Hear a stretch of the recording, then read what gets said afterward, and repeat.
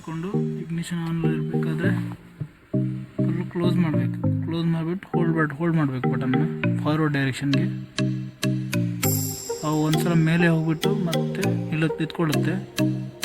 Weight ಮಾಡಿ, ಈ ಥರ ಮೇಲೆ ಹೋಯ್ತು ನೋಡಿ.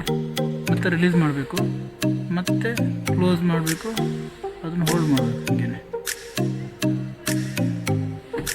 ಮತ್ತು ಮುಂದೆ ಹೋಗ್ಬಿಟ್ಟು ಹಿಂದೆ ಬರುತ್ತೆ ನೋಡ್ಬೋದು, ಹಿಂದೆ ಹೋಗ್ತಿದೆ ಇವಾಗ. ಮತ್ತು ಮುಂದೆ ಬರೋ ಈ ಥರ ಬಂದರೆ ರೀಸೆಟ್ ತಗೊಳುತ್ತೆ. ಈ ಥರ ರೀಸೆಟ್ ಮಾಡ್ಬೋದು. ಇವಾಗ ರೀಸೆಟ್ ಕಂಪ್ಲೀಟ್ ಆಗಿದೆ. ಮತ್ತು ನೋಡಿ ಕೀ ಆಫ್ ಮಾಡಿ ಆನ್ ಮಾಡ್ತೀನಿ. ಆನ್ ಮಾಡಿದೆ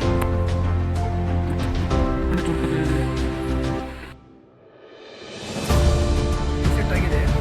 ಪ್ರೊಸೀಜರ್ ಬಂದುಬಿಟ್ಟು ಒಂದ್ಸಲ ಫುಲ್ ಹೋಲ್ಡ್ ಮಾಡಿಟ್ಕೊಳ್ಬೇಕು ಮುಂದ್ಗಡೆಗೆ. ಒಂದ್ಸಲ ಅಪ್ ಟಿಲ್ಟ್ ಆಗಿಬಿಟ್ಟು ಡೌನ್ ಆದಮೇಲೆ ಮತ್ತೆ ರಿಲೀಸ್ ಮಾಡಿ ಮತ್ತೆ ಫಾರ್ವರ್ಡಿಗೆ ಹೋಲ್ಡ್ ಮಾಡಬೇಕು. ಆಮೇಲೆ ಮತ್ತೆ ಮುಂದೆ ಕಂಪ್ಲೀಟ್ ಹೋಗ್ಬಿಟ್ಟು ಮತ್ತೆ ಹಿಂದೆ ಹೋಗ್ಬಿಟ್ಟು ಮತ್ತೆ ಮುಂದೆ ಬರುತ್ತೆ. ಆ ಥರ ಬಂತಂದ್ರೆ ರೀಸೆಟ್ ಆಯಿತು ಅಂತ. ರೀಸೆಟ್ ಆಗಿದೆ, ತೋರಿಸ್ತೀನಿ. ಒನ್ ಟಚ್ ವರ್ಕ್ ಆಗ್ತಿದೆ ನೋಡ್ಬೋದು.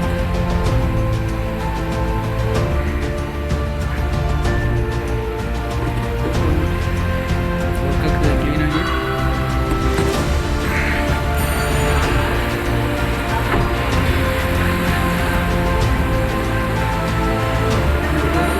ಪ್ರೆಸ್ ಮಾಡ್ತಾ ಇದ್ದೀನಿ.